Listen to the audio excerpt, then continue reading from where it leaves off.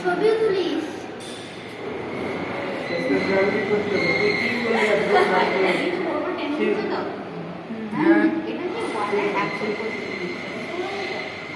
তোমরা বলছো যে সাদা করা যেমন থাকে সেটি কোনো ক্লিপে যখন ক্লিপ দেওয়া হয় না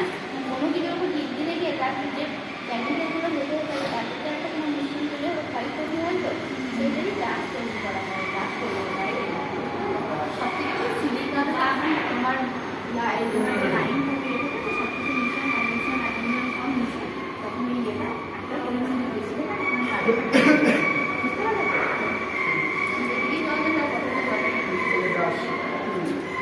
তাহলে কিছুই করতে বাইরে বাড়ি দেয় বাইরে পানি দেয় পানি দেয় না